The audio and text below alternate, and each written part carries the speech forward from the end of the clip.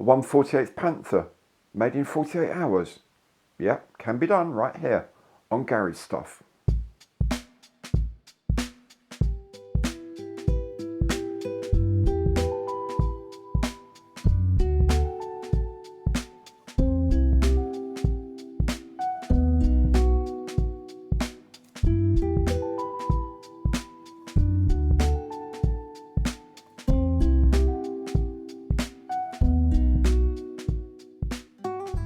Hi there, I'm Gary, welcome to my channel, welcome back if you've been here before. Now today I am looking at the box of the Revell F9F Panther in 1/48 scale.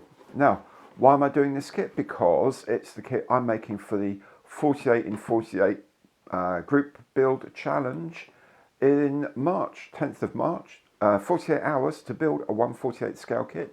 This is a kit I've chosen, but as I've chosen to do this, I thought might as well make a proper build video of it as well. So what I'm going to do today is have a look inside the box, have a look at what other kits of the Panther are available, and of course have a little bit of a look at the history of the Grumman Panther. Now all these bits will come as chapters, so you can hop backwards and forwards to your heart's content.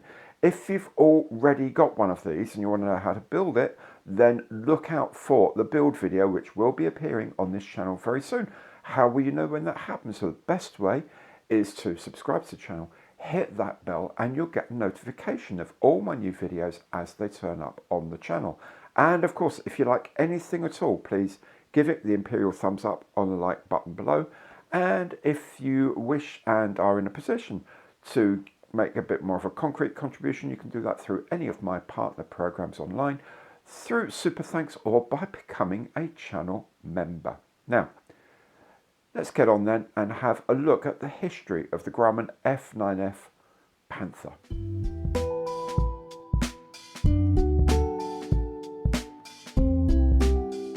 The Grumman F9F Panther was the first jet fighter produced by the Grumman Company and one of the first jets to serve in the US Navy.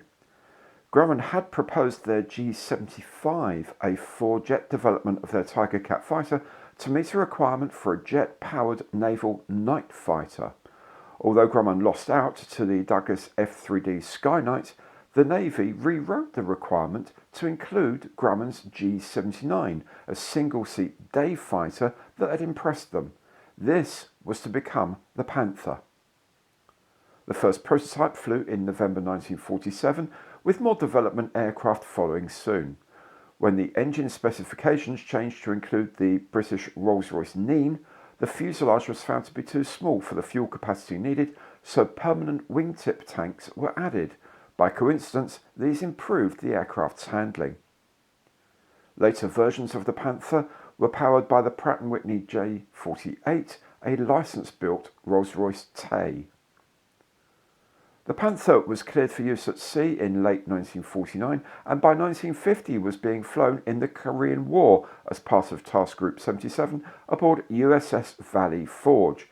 More squadrons later deployed as other carriers arrived on station. Armed with 4 20mm cannon and a variety of bombs or rockets, the Panther was a versatile fighter bomber. A Panther claimed the first US Navy air victory of the war when a North Korean Yak-9 was shot down. Panther pilots went on to claim the less than 7 MiG-15 jets among their victims. The superb handling of the Panther also made it the ideal choice as the first jet aircraft flown by the US Navy's elite display team, the Blue Angels.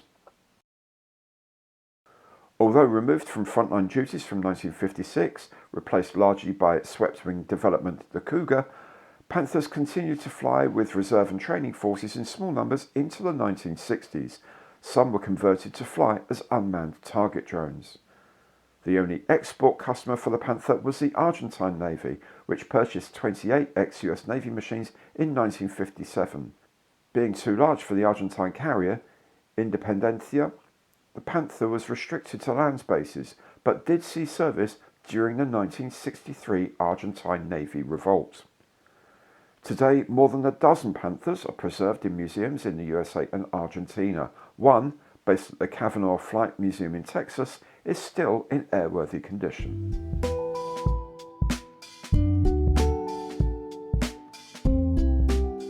This kit of the F9F Panther was released by Revell in 2008.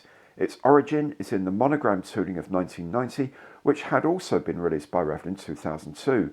This photo reconnaissance version as a reboxing of the 2004 monogram release. The monogram tooling was also the basis of this Hasegawa kit of 1993.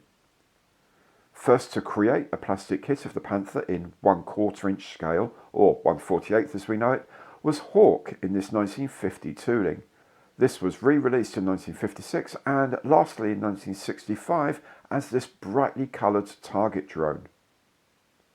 Aurora released their first kit of the Panther in 1952.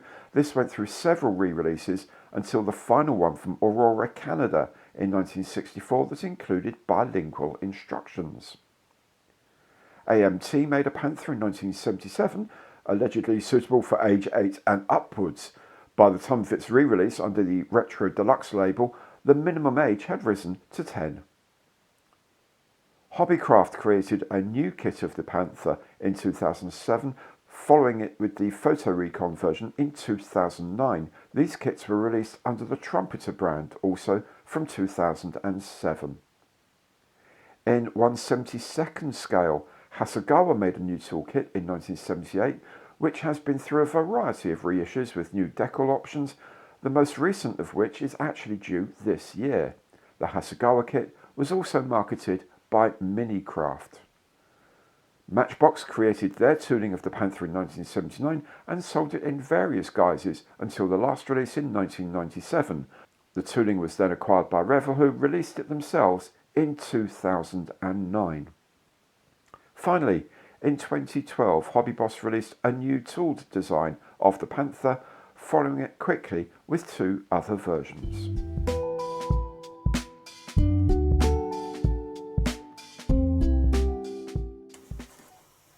It's an old and slightly battered box, but it doesn't matter because the contents are all here. So inside the box you have one bag with all the dark blue moulded parts and the clear parts. There's camera nose windows as well here, which is because this is the reconnaissance version. We'll have a look at the plastic in a minute. We have, of course, the decal sheet. Again, we'll have a look at that later on. There is some safety advice, keeping away from chemicals and how to look after yourself if you get glue on yourself and things like this. Just general warnings and advice about making models. And then, of course, the instructions. Black and white instructions. We'll have a look through these a little bit more in a minute. The frames aren't individually named like they are generally speaking these days, so I'll just go through the ones that I find. So here's the first one, half of the fuselage, undercarriage, ejection seat. That looks like they're combing over the instrument panel, maybe the tailpipe as well. Then there's the other half of the fuselage, tailplane, undercarriage legs, and a pilot figure, which is very nice. Looks a jolly sort of chap. Instrument panel and so on. One thing that's odd, now this came in a sealed bag, so I'm assuming they used to do this, is that they've taped these frames together, which is a bit of a pain to try and have to get those undone. Okay, the next frame, as you can see, are the wings. Single piece bottom section, 2-piece top halves. Then there's a frame, some extra fuel tanks which we may or may not use, I don't know yet. Inside of the nose wheel bay, the cockpit tub, undercarriage doors, air brakes. You can have the air brakes open, which is very good. There's a ladder as well, I believe, access ladder for this, air inlets. And finally, in the kit, but we're not using it because this is a reconnaissance aircraft, are stores. So if you're making any of the armed versions of this aircraft, there's plenty of bombs and some rockets for you. We'll have a bit of a closer look at the plastic now, and overall the mouldings are very good, they're very fine. The panel lines are all raised on this. It's the older way of making models. Makes life a bit more tricky if you want to do any sort of shading, I suppose, but we'll see how that works out. You can, of course, go over and rescribe all the lines, but I'm not going to be doing that. Simple as that.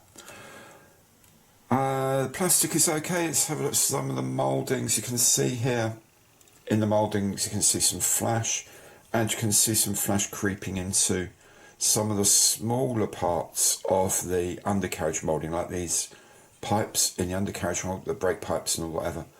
There's a little bit of flash in there. It's a bit more difficult to see because, of course, it's a blue kit on a blue background. There we go. Put some white, a bit of white paper behind.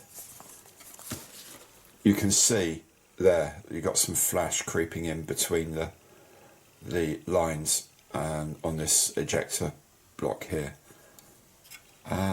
It's not too much. Yeah, mould lines aren't too bad, which is one thing. You'll see quite often the moulding lines are quite strong. But if you look at the actual parts, like, you know, the up into the corners, where you normally get flashes right up in these corners up in here, and they all seem fairly clean, which is good. This edge here of the undercarriage bay is a little bit rough, but really nothing that 20 seconds of sanding won't do. What I do like is this is a reconnaissance aircraft, and that they've modelled the front end of the camera for you, so you can paint that up, put some something glistening on there, like some chrome or something like that, really make it stand up, then put the window on. That's going to look really good. It actually looks like it's got a camera behind it, which is an excellent way of doing things. There's our pilot figure, as I said earlier. Happy looking fellow. Looks reasonably well modelled, so I'll probably have a crack at painting him up as well. And if we have a look at the cockpit tub here, you can see the side instrument panels are really quite nicely defined. You can easily pick out this level of detail with some dry brushing, spot colour, stuff like that. That's going to look really good, and it makes me want to do the kit with the canopy open so you can actually see it. Very, very nice. Very crisp bit of moulding on there. Very good. Then last parts of the plastic to have a look at is the transparent frame here. It all looks very, very smart and all very nice and neat and tidy. The reconnaissance camera ports here for the underside, the two nose ports here. There's a piece here for the gun sight, and of course the windscreen and main canopy. The canopy parts, see, you can see very clearly where the canopy lines are, so it won't be a problem to mask those off. I've got a masking set on order for it anyway, but it'll be easy to place them quite accurately. Here's the decal sheet, quite a busy looking thing, but very good. You can see the red striping for some of the squadron markings here. Lots and lots and lots of markings. Generally speaking, the colour looks very good. This blue looks a little pale, but maybe, I don't know, I have to have a look, but I'm pretty sure that maybe the blue is a bit paler because the aircraft is dark blue anyway, and otherwise you wouldn't see the blue of the roundels, but I don't know. Everything else looks very smart, very crisp and very sharp. The instruments look good, but we'll have a closer look in a minute. Printed in Italy for Revell, doesn't say who actually printed them. And here we can see some of the instrument. Here's my tweezers, so you can see it's kind of a bit of the scale. Instruments, settings, this is one of the side panels. It's very, very sharp looking, very nice. The actual instrument panel for the pilot is here. I'm not sure that whether I'm going to use these or whether I'm going to do a bit of dry brushing. If I dry brush, what I will do is keep these for a bit of reference for where spot colour can go. Here, another side panel. Again, you can see it's not hugely detailed, but you can drop in some spot colour and that will look fantastic. And as you can see, the detail of the texture is absolutely fine. White on any other colour is always a nightmare to print. It's actually really easy, relatively speaking, not really easy, relatively easy to do black. White on another colour, very tricky. They've got this absolutely nailed. And the black parts as well, this tiny little lift here, that's not even a millimetre tall, and absolutely clear. So, although it is going on a black, sorry, a dark blue background, so you might not see it, but there are white options for a lot of the markings as well. And then on to the instructions. Picture of a completed test model here. In these days, of course, this was in black and white. The colour print wasn't as cheap as it is today, relatively speaking. History and details of the aircraft, on this side in German and on this side in English. A please read before you start. I think general advice information here in lots and lots and lots and lots of languages, and some sort of general hints of how to go about cutting things off the sprue, handling things and so on and so forth. Symbols that are used in translation here, a dozen or so different languages. Oh look, there's a little thing here about camera lenses. Wonder where they are. A and B. We'll have a look at those later. I don't know where those bits are, what they're talking about there. Oh, maybe they're actually talking about these. I'll have a look. It might be that these are, what they say to cut these out and stick these to the back of the camera panel inserts, or into the camera panel inserts. Seems a bit of a weird thing to do. Anyway, we'll have a look at that later on. Then there's a list of the colours that are used here, again, in many, many languages. It always kind of amazes me. This is a company with a lot of input from the USA, and you've got some major colours here which are mixtures, which aren't like pure colour because they don't exist in the Revell range on their own, which is quite strange. So Lufthansa blue with a bit of black to make the main colour. It just seems a bit strange. Anyway, it's all the colour callouts are here. Remember, these are just the Revell codings. There's no translations to other codings. Part maps are on here. Again, as I mentioned earlier, the frames aren't actually given like A, B, C, D, or whatever, which is a bit of a pain. Fortunately, there's not that many parts on here that you can't find it somewhere, but it's still a bit annoying. And this is the frame that's not being used, which is the weapons frame. And then the instructions themselves. They look fairly straightforward. Sometimes a little bit crowded with colour callouts, and put this decal sheet in here and things like that. But it's not bad. It's of its age. There we go. We'll see how we get on. But they don't look. It's fortunately really not that complex a kit. So we'll see how we go. Point here: 20 grams of nose weight we need to add. So we'll make sure we do that. I've got some nose weight I can use for this. And here's the piece about sticking camera bits in. You put them on. It's to go on the back of this clear part. Sorry, can't see that terribly clearly. There's this clear part, which is the one that goes on the bottom of the aircraft. There's nothing behind it. On the top ones, there's moulded cameras, as we saw before. On the bottom one, there aren't. So they're just suggesting you put these things on the back there to give the impression of cameras behind them, which I suppose is kind of nice. It's not wonderful, but it's kind of nice that they even bother with thinking about that. Undercarriage down, obviously. You can have the air brakes out as well, which I will be doing. Yeah, so generally speaking, pretty straightforward. The only wing stores I will probably do is indeed the larger fuel tanks. And there we go. That's all of that. And there's some decal markings for the fuel tanks. There's some overall decal markings and scheme lines for this. Let's be honest, the scheme is basically dark blue with loads of decals on top and a white nose, so it's not going to be that tricky to paint, hopefully. There's this one of VMCJ3, which is Marines Reconnaissance Squadron, Composite Reconnaissance Squadron, based in California in 1956.